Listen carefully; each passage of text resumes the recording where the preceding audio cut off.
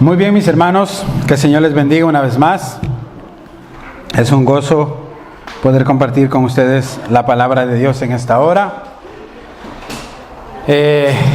Y quisiera invitarles para que puedan ustedes buscar allí en sus Biblias, mis hermanos. Recuerde que estamos estudiando la carta de Pablo a los Romanos y hemos ido avanzando capítulo a capítulo, versículo a versículo. Y hemos terminado la semana pasada el capítulo 4, ¿lo recuerdan?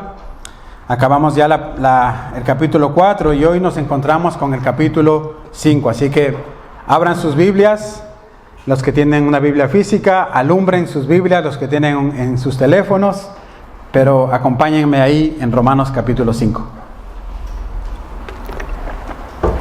Y hoy vamos a estar considerando del versículo 1 al 11. Versículos del 1 al 11, y para los que apuntan, el título del sermón de la predicación es Los grandes beneficios de la justificación por la sola fe.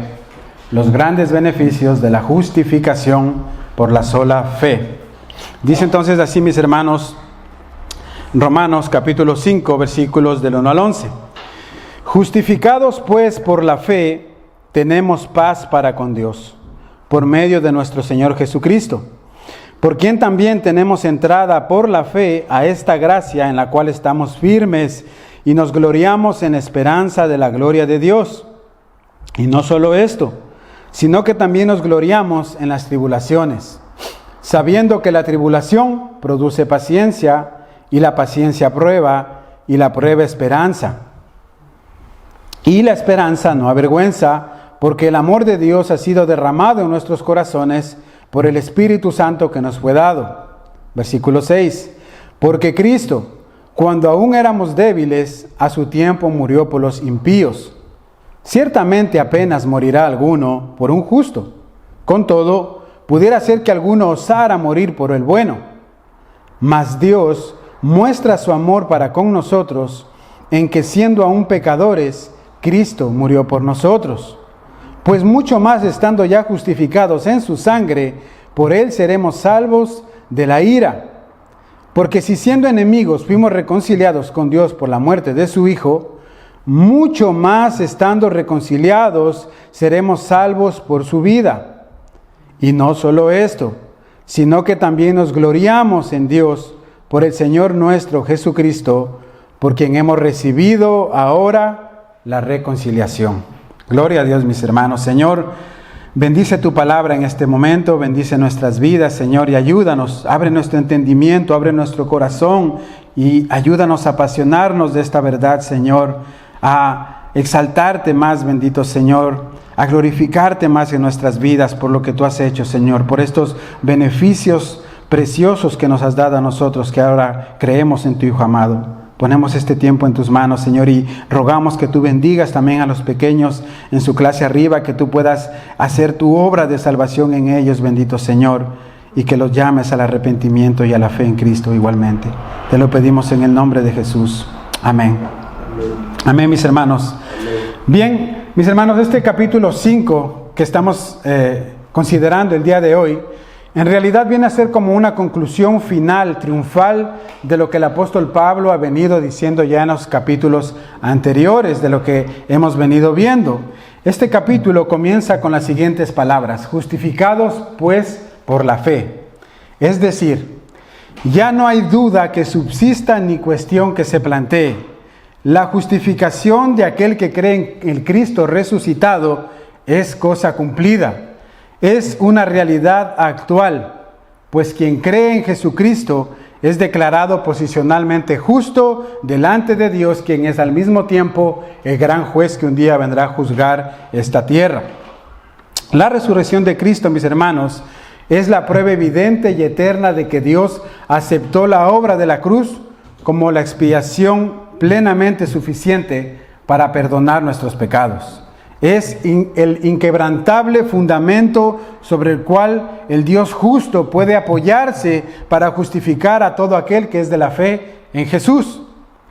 No está de más insistir, mis hermanos, de que nosotros no hemos contribuido en nada para recibir esta justificación. Ha sido por gracia, pues no podíamos hacerlo. Nuestra única intervención consistió en pecar. ¿Qué hemos hecho para recibir la justificación? Pecar. Nuestros pecados solamente. Eso ha sido nuestra intervención, mis hermanos. Lo que estos pecados le costaron a nuestro Señor y Salvador Jesucristo sufrimientos terribles y el abandono por parte de Dios. ¿Qué podría entonces añadir a la obra de la salvación nuestra fe o incluso el más devoto servicio de nuestra parte de conversión? Nada. ¿Qué es lo que nos dice Efesios 2:8? Porque por gracia sois salvos por medio de la fe, y esto no de vosotros, pues es don de Dios para que nadie se gloríe. Dios, mis hermanos, por medio de una sola ofrenda, hizo perfectos para siempre a los santificados. Eso es lo que nos dice Hebreos 10:14. Él hizo por una sola ofrenda perfectos para siempre a los santificados. En los 11 primeros versículos que hemos leído entonces de este capítulo de hoy, el apóstol Pablo señala los beneficios que nosotros hemos recibido a causa de esta justificación. Y yo quiero invitarle para que usted pueda considerar, mis hermanos, estos beneficios que hemos recibido nosotros como creyentes. Y el primer beneficio que vemos acá es que hemos recibido una paz inamovible. Una paz inamovible. Mire el versículo 1, lo que nos dice, y yo le quiero leer de la Nueva Traducción Viviente, que tiene tal vez un poquito más de comprensión. De esta manera empieza el versículo 1 en la Nueva Traducción Viviente. Por lo tanto, es decir, de todo lo que el apóstol Pablo ha venido explicando, después de haber puesto el ejemplo de Abraham, que fue justificado por la fe, no por las obras, igualmente David y todos los hombres del Antiguo Testamento, después de ver que esta justificación que viene de parte de Dios la hemos recibido por pura gracia, el apóstol Pablo entonces en esta conclusión dice, por lo tanto, o en consecuencia, ya que fuimos hechos justos a los ojos de Dios por medio de la fe, tenemos paz con Dios, gracias a lo que Jesucristo nuestro Señor hizo por nosotros. Gracias a nuestro Señor Jesucristo, mis hermanos, todos los creyentes, sin excepción, gozamos de estos grandes beneficios y bendiciones. Primeramente, somos justificados, declarados justos delante del gran juez sobre el principio de la fe. Y esto nos da paz para con Dios. El término justificado, que se usa comúnmente en los tribunales, es una declaración legal de inocencia delante del juez. Cuando alguien tiene una audiencia con un juez ante un tribunal por algún delito que cometió, después del juez y el jurado analizar las evidencias, las acusaciones en contra de esa persona que está siendo acusada, el juez determina que aquel individuo acusado sea declarado condenado, es decir, culpable, o sea declarado justificado, es decir, inocente. Pues nosotros, mis amados hermanos, por medio de la fe, hemos sido declarados justificados delante de Dios. Y esto significa estar en una relación correcta con Dios, siendo declarados libres de la culpa de la condenación por causa de nuestros pecados, por medio de la fe, y viviendo ahora en armonía con nuestro Dios a causa de ello.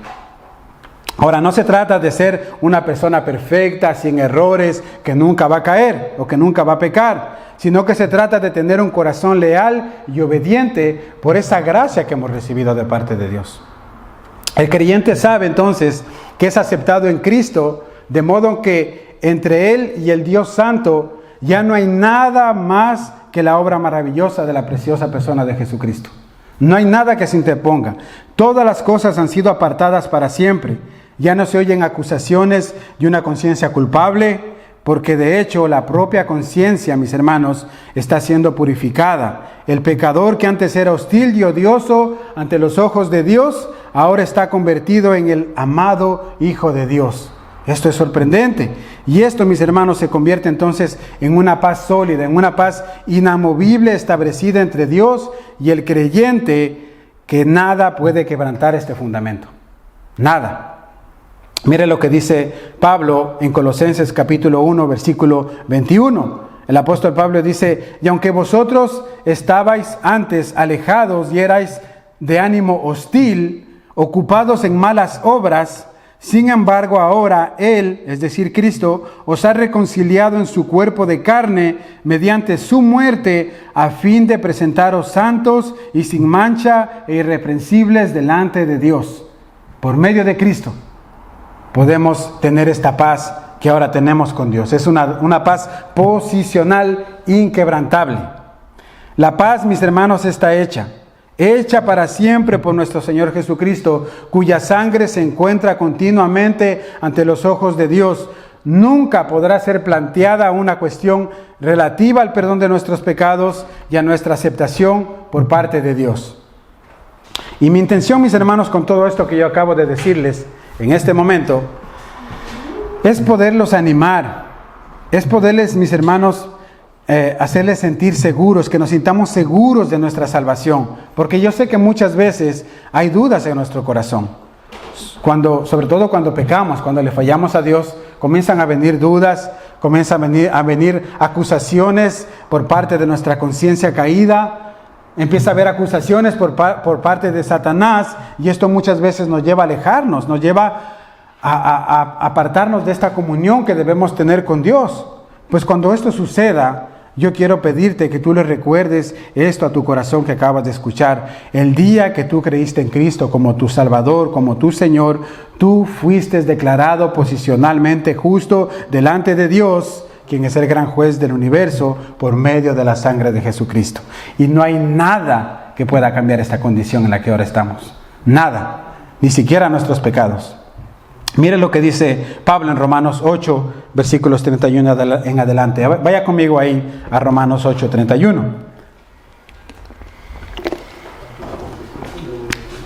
Romanos 8, 31, dice el apóstol Pablo: ¿qué podemos decir acerca de cosas tan maravillosas como esta? ¿No es maravilloso, hermanos, que hayamos sido declarados justos por gracia?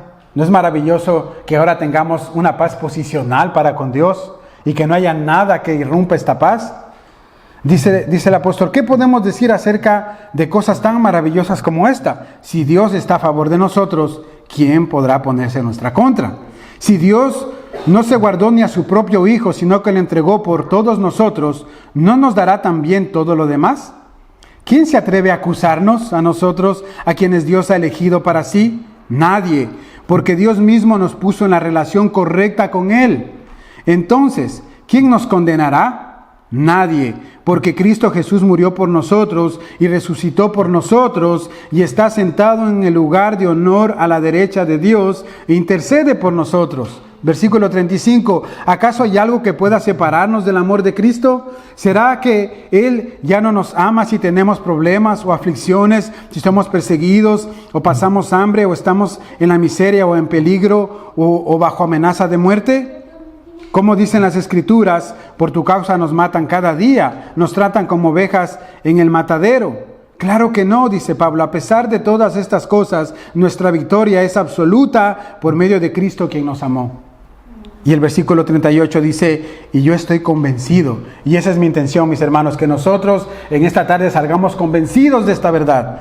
Y yo estoy convencido de que nada podrá jamás separarnos del amor de Dios, ni la muerte, ni la vida, ni ángeles, ni demonios, ni nuestros temores de hoy, ni nuestras preocupaciones del mañana, ni siquiera los poderes del infierno podrán separarnos del amor de Dios. Ningún poder en las alturas ni en las profundidades. De hecho, nada en toda la creación podrá jamás separarnos del amor de Dios que está revelado en Cristo Jesús nuestro Salvador. Gloria a Dios, mis hermanos, por esto. Ahora, si ustedes me permiten, yo quiero mencionar brevemente la diferencia que hay entre la paz que tenemos con Dios y la paz que recibimos de Dios, porque son dos cosas muy distintas. La primera, la paz con Dios, que es esta paz posicional que hemos recibido, como ya vimos, es la consecuencia o el resultado de la justificación sobre el fundamento de la obra de Cristo a nuestro favor. Y por ello esa paz es otorgada a todo creyente y no la puede perder. Está allí para siempre, es inamovible. Ahora, la posición y el gozo de la segunda paz, que es la paz de Dios, que muchas veces podemos sentir en momentos, depende del estado del creyente, depende de la manera en que él se regocija en el Señor. Nada debe inquietarlo, en todo debe exponer a Dios sus luchas o pruebas por medio de la oración y el ruego con acción de gracias, como nos dice Filipenses 4, de 4 al 9. ¿Qué es lo que nos dice Pablo allí? Dice, regocijaos en el Señor siempre. Otra vez digo, regocijaos. Vuestra bondad sea conocida por todos los hombres, el Señor está cerca. Por nada estéis afanosos, antes bien en todo, mediante la oración y súplica, con acción de gracias sean dadas a conocer vuestras peticiones delante de Dios, y la paz de Dios, que sobrepasa todo entendimiento, guardará vuestros corazones y vuestras mentes en Cristo Jesús. Esa es una paz que podemos experimentar cuando sentimos momentos de debilidad, de angustia, de tristeza, o puede que no. Pero esta paz depende como decía al principio, depende de nosotros, cómo estamos con Dios. Pero la paz posicional, la que nos declara en paz con Dios, que ya no hay esa enemistad que antes había, esa es inamovible, esa está ahí para siempre. Y esa no depende de nosotros, depende de Dios. Entonces, nosotros no debemos confundir, mis hermanos, el estado práctico y posicional que el alma tiene para con Dios por medio de la obra que Cristo cumplió a nuestro favor. Y eso es muy importante entenderlo, mis amados hermanos, porque nosotros comprendemos que no por el mero hecho de ser cristianos estamos inmunes a los sufrimientos que podemos padecer en este mundo. Como en otros círculos cristianos se mal enseña lamentablemente. Tú eres cristiano, eres creyente, entonces ya no te puedes enfermar. Entonces ya no puedes tener pobreza. Entonces ya no puedes vivir en la miseria. Y te ponen como en una posición que verdaderamente no tenemos. No es así como sucede, mis hermanos. Es muy importante entender esto, que nosotros comprendamos que no por el mero hecho de ser cristianos vamos a vivir siempre en paz y en armonía. No, vamos a tener momentos difíciles. De hecho, nuestro Señor Jesucristo en Juan 16:33, ¿qué es lo que les dijo a sus discípulos? En el mundo tendréis aflicciones, ¿sí o no? El Señor no va a decirnos otra cosa que sea contraria a su palabra. Vamos a tener aflicciones, vamos a tener sufrimientos, vamos a tener momentos que vamos a buscar esa paz y tal vez no la encontremos. Pero el Señor está ahí con nosotros. El Señor dice, confiad, yo he vencido al mundo. ¿Qué es lo que debemos hacer? Confiad de que algo el Señor está haciendo. Ahora, puede haber alguien que no sea cristiano, tal vez en este lugar, o tal vez los que nos escuchan por YouTube, que diga, pero yo me siento en paz con Dios. Yo no tengo nada con Dios. Yo toda mi vida he hecho el bien, me he comportado bien, y yo creo que conmigo y con Dios no hay nada ahí que Dios me pueda decir que yo haya hecho mal. Pues si tú estás pensando de esta manera, yo quiero decirte que tú no estás consciente de tu posición real delante de Dios. ¿Sabes por qué? Porque la Escritura, no como tú te sientas o como tú pienses, la Escritura nos dice en Romanos 3:23 que por cuanto todos pecaron, están destituidos de la gloria de Dios. Todos, y eso te incluye a ti también. Y también en Romanos 5:10 el apóstol Pablo dice, porque siendo enemigos de Dios, esa es la condición del ser humano sin Dios. Eres destituido de la gloria de Dios y eres enemigo declarado de Dios si no tienes a Cristo en tu vida. Mi querido amigo, ante los ojos de Dios no hay ningún justo, todos hemos pecado, todos hemos hecho lo malo, y eso nos constituye en sus enemigos, y Dios está irado contra el pecador todos los días. Es lo que dice la Escritura. Si estuviéramos nosotros más conscientes de esta realidad, verdaderamente buscaríamos al Señor de todo corazón y buscaríamos la manera de poder estar en paz con Dios por medio de Jesucristo. Martín Lutero, el cual ustedes han escuchado mucho también, el gran reformador, vivió una parte de su vida temiendo la ira de Dios, pues él estaba consciente de sus pecados. Y él sabía que sus pecados lo hacían merecer esta justa ira de Dios. Y él, en un momento de su vida, meditando, reflexionando, pensando en esto, escribió estas palabras. Dice, cito a Martín Lutero, cuando era monje, hice un gran esfuerzo por vivir de acuerdo a los requisitos de las reglas monásticas. Practicaba la confesión y la mención de todos los pecados, pero siempre con un acto de contrición previo. Iba a confesarme frecuentemente y cumplía fielmente las penitencias asignadas. Sin embargo, mi conciencia no podía lograr la certeza, sino que siempre dudaba y decía, no lo has hecho correctamente. Un día este hombre, estudiando la Escritura, la carta de Pablo a los romanos, se encontró con estas palabras y dijo: las palabras justo y la justicia de Dios llegaron a mi conciencia como si hubiera alcanzado un rayo. Cuando las escuché estaba bastante asustado, porque Lutero pensaba y decía: si Dios es justo, Él va a castigar al pecador. Él no va a pasar por alto los pecados, es lo que nosotros merecemos, su justa ira. Y Lutero estaba asustado con esta verdad. Entonces dice, pues pensaba, si Dios es justo, entonces Él debe castigar. Pero cuando por la gracia de Dios medité en la torre donde Él se encontraba y en el cuarto caliente de este edificio, las palabras, mas el justo por la fe vivirá, de Romanos 1:17, y la justicia de Dios, de Romanos 3:21, muy pronto llegué a la conclusión de que si nosotros, como hombres justos, debemos vivir por la fe, y si la justicia de Dios contribuye en la salvación de todos los que creen, entonces la salvación no será por nuestros méritos, sino por la misericordia de Dios. Dice Martín, mi espíritu se alegró por esto, porque es por la justicia de Dios que somos justificados y salvos por medio de Cristo. Estas palabras que antes me llenaban de terror, ahora fueron muy agradables para mí. El Espíritu Santo me reveló las Escrituras en esa torre. Fin de la cita. Es ahí donde empezó la reforma protestante que ha abarcado hasta los días de nuestra existencia, mis hermanos, con esta revelación que Dios le dio a este hombre, a Martín Lutero.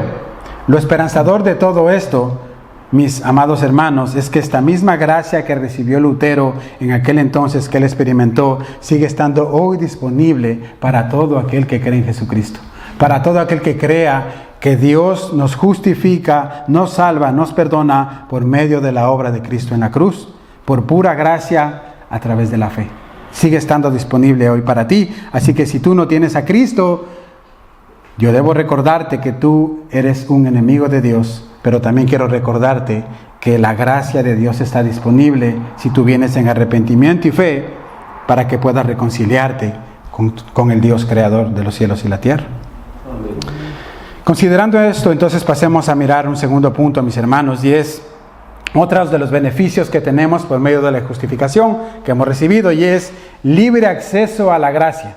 Libre acceso a la gracia. Mire lo que dice el versículo 2, por quien también tenemos entrada por la fe a esta gracia, en la cual estamos firmes y nos gloriamos en esperanza de la gloria de Dios. Hermanos, normalmente cuando dos personas se enemistan, se pelean, hay una rivalidad, lo que sea, se ofenden. Cuando alguien ha fallado a alguien, esa relación queda fracturada, queda afectada, ¿verdad? Y cuando en la mayoría de los casos se decide perdonar, la mayoría de los casos, el ofendido siempre dice, está bien, yo te perdono al que lo ofendió, ¿verdad? Yo te perdono, estamos en paz, pero yo no te quiero volver a ver más. No te aparezcas por mi lado. Estamos en paz, pero yo no te quiero ver. Eso no, comúnmente pasa. Bueno, pues para con nuestro bendito Dios, mis hermanos, no es así. Porque cuando Él, al reconciliar al pecador por medio de Cristo, Él concede pleno acceso al trono celestial. Él nos perdona, pero no nos dice, yo te perdono, pero no te quiero ver. El Señor nos perdona y nos dice, aquí estoy yo todos los días. Puedes venir a mí cuando quieras. Eso es lo que hace, y todo esto lo hace por los méritos de Cristo, mis hermanos. Yo no sé si para ustedes esto es una buena noticia, pero al saber que ahora podemos venir delante de Dios, mis hermanos, delante de su trono, traer nuestras cargas, traer nuestras luchas, nuestras ansiedades y recibir el oportuno socorro que viene de su mano, esto trae paz a mi corazón. Cuando estoy atribulado, cuando estoy angustiado, cuando he pecado y le digo, Señor, estoy cargado, ayúdame. Esto trae paz, decir que mi Dios no me cierra la puerta, sino que Él abre las puertas y me dice, ven a mí. Trae gozo y paz a mi corazón. Hebreos 10, 19 al 22 dice, así que hermanos, teniendo libertad para entrar en el lugar santísimo por la sangre de Jesucristo, por el camino nuevo y vivo que Él nos abrió a través del velo, esto es de su carne, y teniendo un gran sumo sacerdote sobre la casa de Dios, acerquémonos con un corazón sincero, en plena certidumbre de fe. Esa es la invitación de la palabra. Acércate a Dios. No importa cómo estés, acércate a Dios. Tienes libre acceso a la gracia de Dios. Yo no sé si ustedes sabían, pero esto era imposible para los creyentes del Antiguo Testamento. Ellos no podían acercarse con esta libertad que ahora nosotros tenemos. Ellos no tenían este privilegio porque tanto en el tabernáculo, cuando en los tiempos de Moisés, cuando ellos estaban en el desierto, y más adelante en el templo de Dios, habían ciertas reglas que no se podían traspasar. Por ejemplo, si tú no eras del pueblo judío, si tú no eras israelita, si eras un gentil, un pagano, tú no podías entrar ni siquiera al patio del templo. Tienes que quedarte afuera para observar el templo de Dios. Si tú eras judío, un judío común, normal, tú podías entrar a los atrios, a los patios del templo. Y si querías entrar más adentro, no podías, solamente podían los sacerdotes. Ellos podían entrar, estar adentro del templo. Pero para entrar al lugar santísimo, adentro, a la misma presencia de Dios, solamente podía hacerlo el sacerdote que estaba asignado en ese año para hacerlo. Y ese sacerdote debía estar purificado, limpio, debía estar preparado para entrar a ese lugar, sin pecado, debía haberse purificado verdaderamente, porque si no, si esa persona entraba así, moría ahí adentro, en la misma presencia de Dios. Entonces, mis hermanos, yo quiero que entienda esto. Nosotros ahora tenemos libre acceso al trono de la gracia.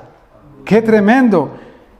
Y lo que nos está diciendo el autor de la carta a los Hebreos es que todo esto que vimos ya había pasado. El día que Cristo murió en la cruz por nuestros pecados, Él nos dio pleno acceso, plena libertad a esta gracia, mis hermanos. ¿No trae eso gloria, gozo a sus corazones, mis hermanos? Seas gentil, seas judío, seas donde tú seas, tienes libre acceso al trono de la gracia por medio de la sangre de Jesús. Ahora este acceso es inconmovible. Así como la paz que tenemos con Dios es inamovible, este acceso también es inamovible, inconmovible. Es algo que nosotros no podemos perder por ningún motivo. Dice el versículo 2, por quien tenemos también entrada por la fe a esta gracia en la cual estamos firmes. Hermano mío, para el creyente, este acceso al trono no se puede perder porque no depende de nosotros, depende de Dios. Si dependiera de nosotros, hace rato que no pudiéramos. Pero este acceso depende de Dios, entendamos esto.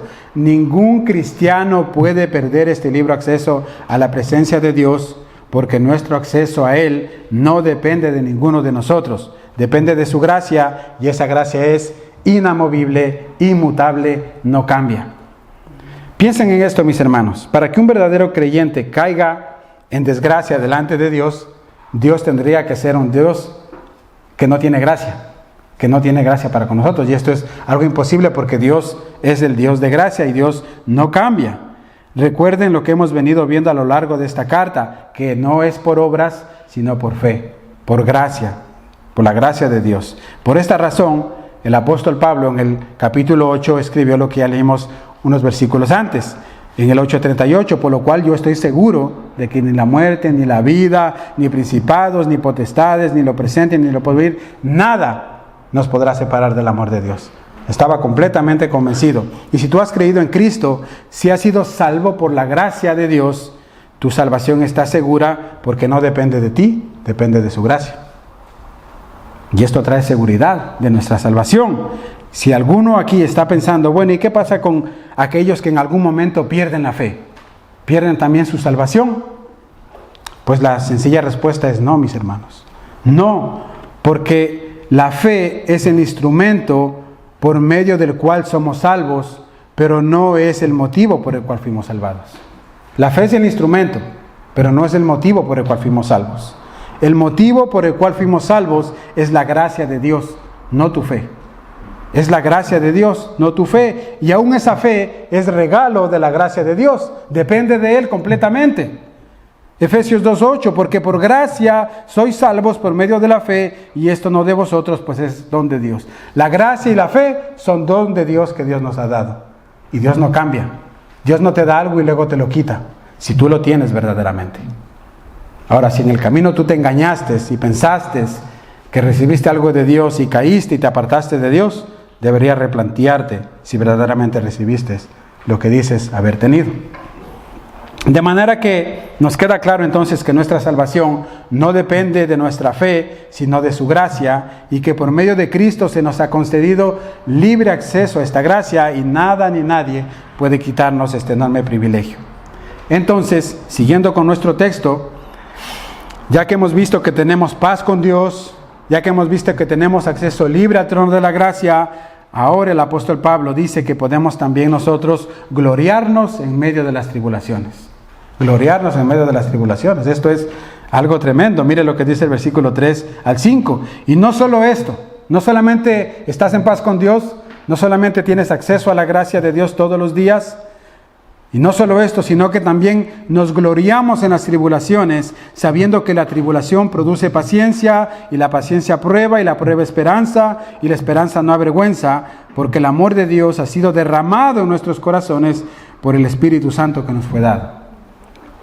Gracias a la justificación por la fe sola, nos gloriamos en las tribulaciones, mis hermanos. Y lo primero que debemos entender es que estas tribulaciones a las que el apóstol Pablo está haciendo referencia acá, que está haciendo mención acá, son las persecuciones, son las angustias y sufrimientos que el creyente recibe por el Evangelio, por proclamar el Evangelio, por vivir el Evangelio en su vida. No son tribulaciones que nos vienen como resultado de nuestra desobediencia y pecado. Cuando un creyente peca desobedeciendo a la palabra de Dios, esa persona va a tener malas consecuencias a causa de su pecado, ¿verdad? Va a tener angustia y sufrimiento, pero son a causa de sus malas decisiones, son a causa de su pecado que ha sembrado en su corazón, y en este caso tú vas a sufrir, pero no vas a poderte gloriar en estos sufrimientos, porque son a causa de tu pecado. Dios va a usar eso como un instrumento para obrar en tu corazón. Por ejemplo, cuando un hermano está padeciendo porque no llega a fin de mes, no le alcanza el dinero, y dice, no puedo llegar a pagar lo que debo. Bueno, puede ser porque este hermano no está administrando bien sus bienes. Y eso es una consecuencia de su pecado, de no administrar bien, y por eso está pasando por esos sufrimientos. Pues no te puedes gloriar por eso. Más bien debes buscar arrepentimiento y que Dios te ayude y te dé dirección. Otro está atribulado porque tiene problemas con todo el mundo. Dice, hermano, yo tengo problemas en mi trabajo, tengo problemas en mi casa, tengo problemas hasta con los hermanos de la iglesia. No sé qué hacer. Bueno, pues posiblemente es porque tienes un corazón orgulloso, no te has arrepentido, y lo que debes hacer es buscar arrepentimiento de parte de Dios, ¿verdad? Pues si padeces tú por estas cosas, tú no tienes de qué gloriarte. No puedes hacerlo, porque son causadas por causa de tu pecado.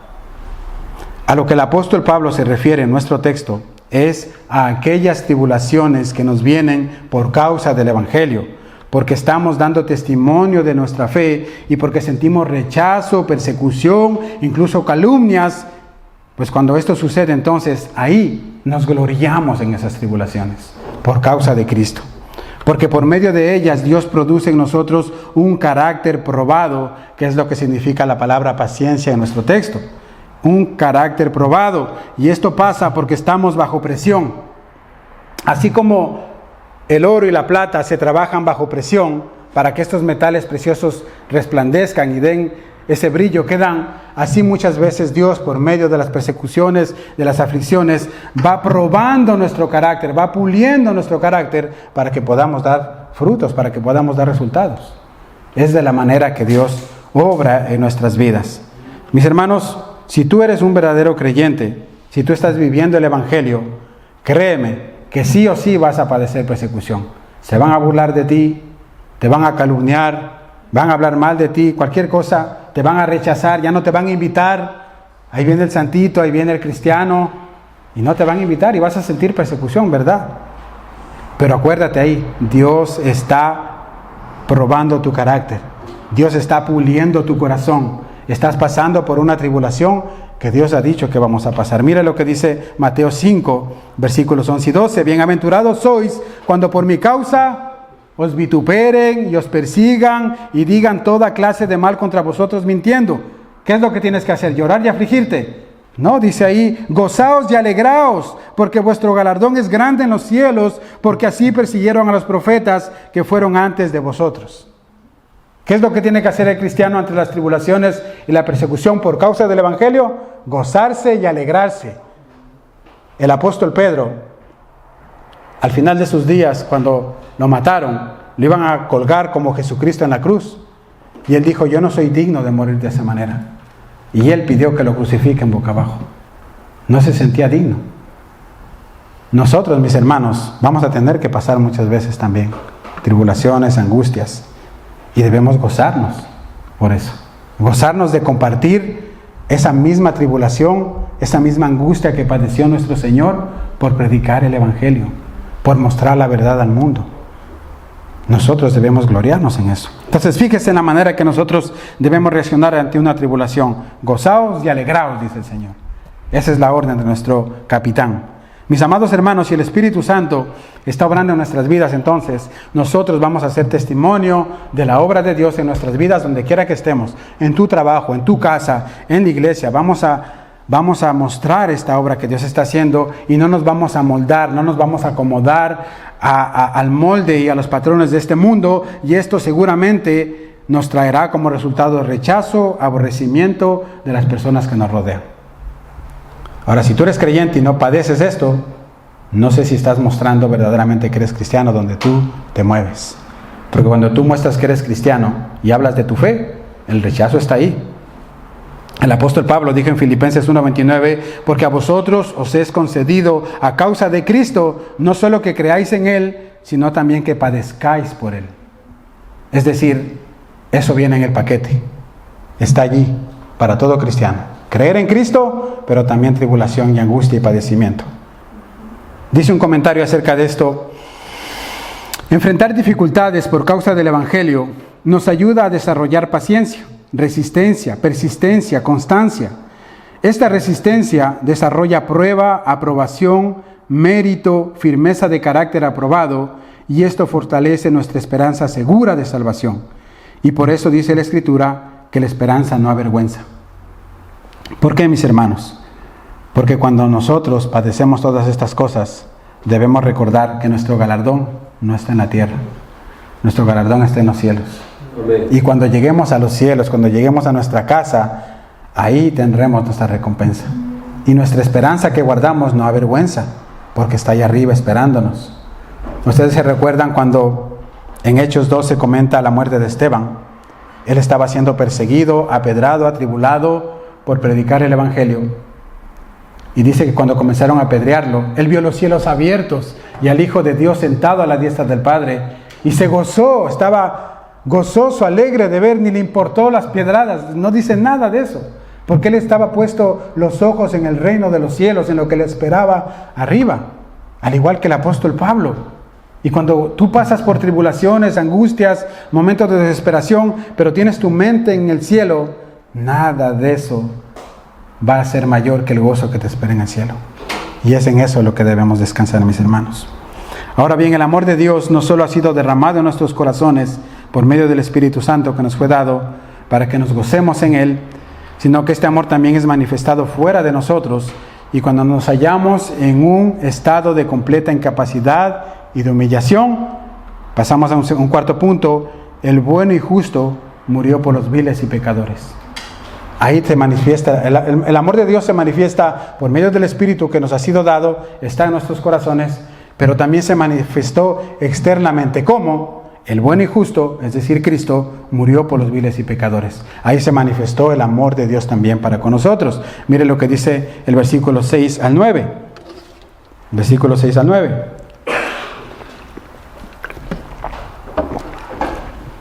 Dice, porque Cristo, cuando aún éramos débiles, a su tiempo murió por los impíos.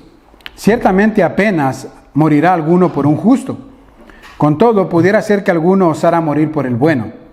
Mas Dios muestra su amor para con nosotros, en que siendo aún pecadores, Cristo murió por nosotros, pues mucho más estando ya justificados en su sangre, por él seremos salvos de la ira. Mis hermanos, después de haber visto estos maravillosos resultados de la justificación, estos últimos versículos que hemos leído nos hablan acerca de la base de esa justificación. Cuando en el versículo 6 el apóstol Pablo hace referencia a que Cristo murió por los débiles, esto no se refiere a una debilidad física, sino se refiere a una debilidad moral, cuando éramos incapaces de hacer nada por nosotros mismos, cuando estábamos en una miseria espiritual, sin poder agradar a Dios, sin poder acercarnos a Dios, éramos débiles. En ese sentido, dice que Cristo murió por nosotros. Y entender esto es muy importante, mis hermanos, porque nos está hablando del momento cuando el Señor hizo este sacrificio por nosotros. Y lo que podemos ver, mis hermanos, es que lo que podemos ver es que no lo hace cuando tú y el que está a tu lado estaban más o menos bien, cuando estaban caminando queriendo agradar a Dios. No lo hace en ese momento, sino que lo hace, dice, cuando nosotros estábamos muertos en nuestros delitos y pecados. Ahí Cristo se sacrificó por nosotros. Cuando no podíamos, éramos incapaces de hacer nada, el bendito Hijo de Dios se hizo hombre, vino a esta tierra y murió por nuestros pecados, por amor a nosotros. Y yo recuerdo siempre, cuando recuerdo estas palabras y medito en esto, recuerdo siempre en una historia que ilustra esto de alguna manera. Y es que dice que cuando un padre estaba caminando por el parque con su hijo pequeño, estaban caminando y de pronto había ahí un nidito de hormigas. A mi hijo Timoteo le gustan mucho las hormiguitas y siempre se queda mirando cómo ellas trabajan. Y dice que el padre iba a pisar ese huequito de hormigas y el niño le dijo: papá, cuidado que vas a pisar las hormiguitas. Y el niño se agachó y le dijo: papá, ayudemos a estas hormigas de alguna manera para que no les pisen. Y el papá le dijo: no podemos, hijo, ayudarles. Es que son tan pequeñitas que para poder ayudarles deberíamos hacernos como las hormigas, para ayudarles y advertirles que aquí es peligro, pero no podemos hacerlo. Pues ¿saben qué es lo que hizo Cristo? Nuestro bendito Salvador, estando en su trono de gloria, en su trono de poder, se hizo como uno de nosotros. Vino aquí, predicó el Evangelio, murió por nosotros, por nuestros pecados. Se hizo pequeño como nosotros. Vino para advertirnos de la ira del Padre y para darnos salvación. Ahora, note usted, mis hermanos, esta salvedad que hace el texto. Puede ser que por ahí hay alguno que podría dar la vida por alguien bueno. Alguien puede decir: yo puedo morir por esa persona, es buena persona, yo voy a dar mi vida por él. Puede haber, por ejemplo, nosotros mismos que somos padres. ¿Te imaginas que algún día recibes un papel que el médico determine y dice: ¿sabes qué? Tu hijo tiene que recibir un trasplante de corazón y solo tu corazón, el corazón del papá, es compatible. Debes despojarte de tu corazón si quieres que tu hijo viva. Nosotros como padres, yo por lo menos estoy seguro que diría: quítenme y denle a mi hijo, no importa si yo muero. Estoy capaz, estoy dispuesto a dar mi vida por eso. Nosotros lo haríamos, ¿verdad? Pues ¿saben qué, mis hermanos? Dice aquí que puede haber que alguien dé la vida por algún bueno, por alguna buena persona. Pero, mis hermanos, Cristo dio la vida por viles pecadores como nosotros, cuando estábamos muertos en nuestros delitos y pecados, cuando no merecíamos nada de Él. No lo merecíamos. Ciertamente apenas morirá alguno por un justo, y con todo pudiera ser que alguno osara morir por el bueno.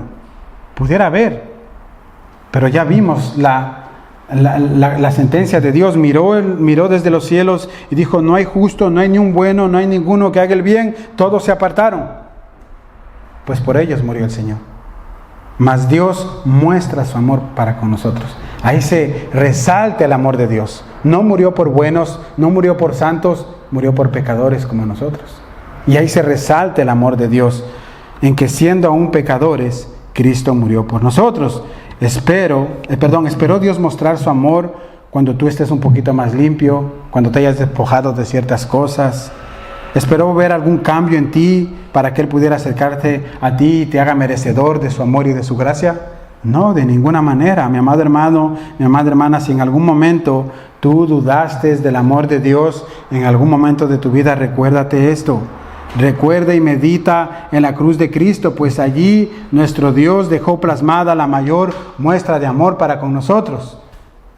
Muestra de amor que nadie más va a poder mostrar, muriendo por ti en la cruz. En estos textos podemos ver entonces la dimensión del amor de Dios, que está muy por encima del sentimentalismo, y esto es un efecto del amor objetivo de Dios hacia el hombre. el Hijo de Dios muriendo en la cruz de la manera más vil por su pueblo. Nuestros pecados entonces han sido pagados, la justicia de Dios ha sido satisfecha totalmente por la obra de Cristo. Versículo 9, pues mucho más, estando ya justificados en su sangre, por Él seremos salvos de la ira.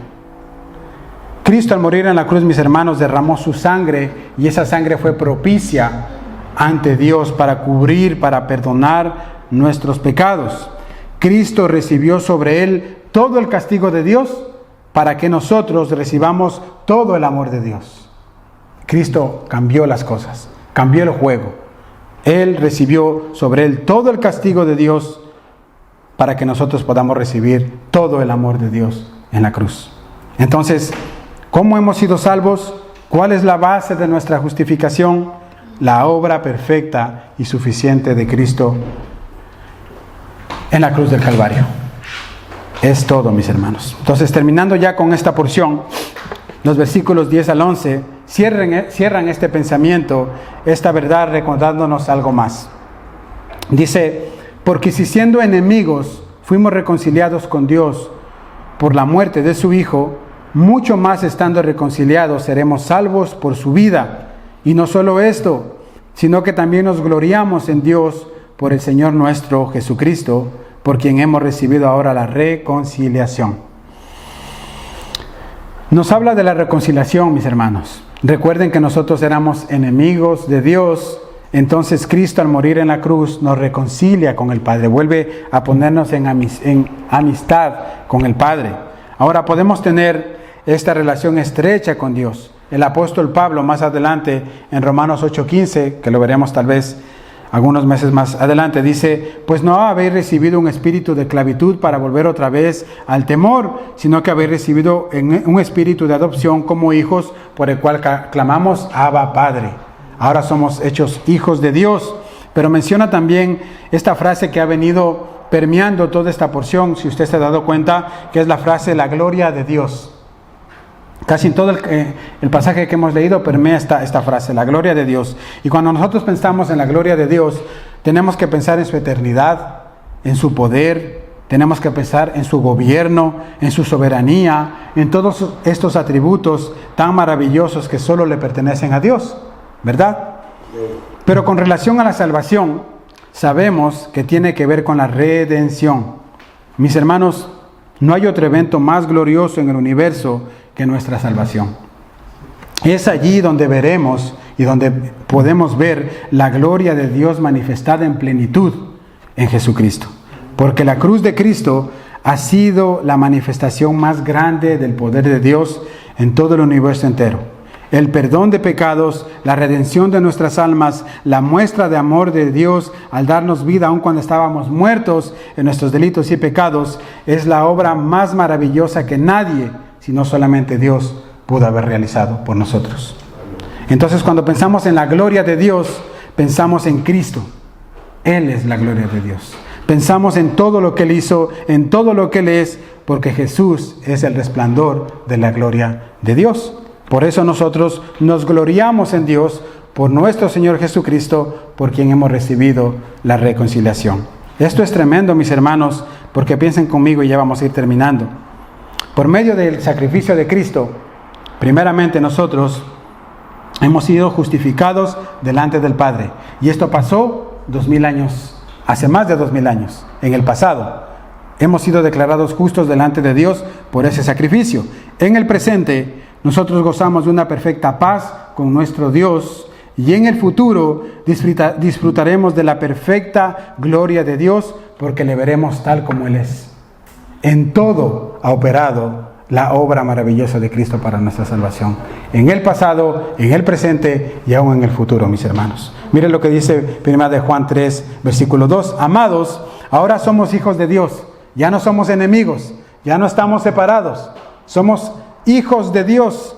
Y aún no se ha manifestado lo que habremos de ser, pero sabemos que cuando Él se manifieste, cuando Cristo vuelva por segunda vez a buscar a su iglesia, y yo espero que tú lo estés esperando, cuando Él se manifieste, dice, seremos semejante a Él porque le veremos como Él es. Eso todavía falta por cumplirse y nosotros debemos estar a la expectativa de que esto ocurra, anhelando este momento cuando nuestro Salvador vuelva y podamos verle cara a cara y conocer quién es aquel que murió por nosotros, quién es aquel que le traspasaron una lanza a su costado. Veremos sus manos, sus huecos que le clavaron en la cruz por nosotros. Veremos sus sufrimientos, sus llagas, y podemos decirle: gracias, bendito Salvador, porque tú me salvaste cuando yo estaba en mis delitos y pecados. Mis hermanos, con todo esto, yo creo que como creyentes redimidos por la gracia de Dios, tenemos motivos suficientes para adorar, bendecir y exaltar a nuestro Dios cada día de nuestra vida en esta tierra. Razones suficientes.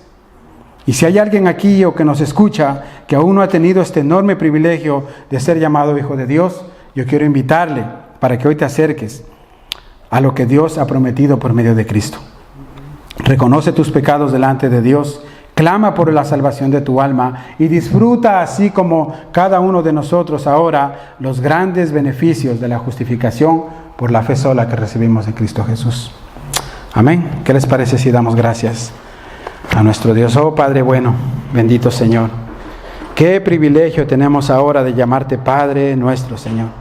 Nosotros que en otro tiempo éramos extranjeros, advenedizos, enemigos tuyos, alejados completamente de tu presencia. Por tu pura gracia, Señor, nos redimiste. Por tu pura gracia nos salvaste por medio de la obra de Cristo en la cruz. Y ahora hemos recibido el Espíritu que nos hace clamar: Abba, Padre, Padre mío, Padre Santo, somos tus hijos. Gracias por este privilegio, Señor. Gracias por obrar en nuestras vidas. Ayúdanos a ser conscientes de esta verdad y que nuestros labios, Señor, al momento de adorarte, bendito Señor, no cesen de exaltar tu grandeza, tu majestad, tu amor, tu gracia. Guarda nuestras vidas, guarda nuestro corazón. Permítenos ser de testimonio, de luz a los que nos rodean. Y si padecemos tribulaciones o angustias, permítenos gozarnos, Señor, porque estamos siendo atribulados por la causa del Evangelio, por la causa de Cristo. Y nuestro galardón está en los cielos, Señor. Guarda nuestras vidas, bendito Señor. Guárdanos en esta semana de toda tentación, de todo pecado. Permítenos caminar conscientes de esta verdad, Señor, porque te lo pedimos en el nombre de Jesús. Amén y amén.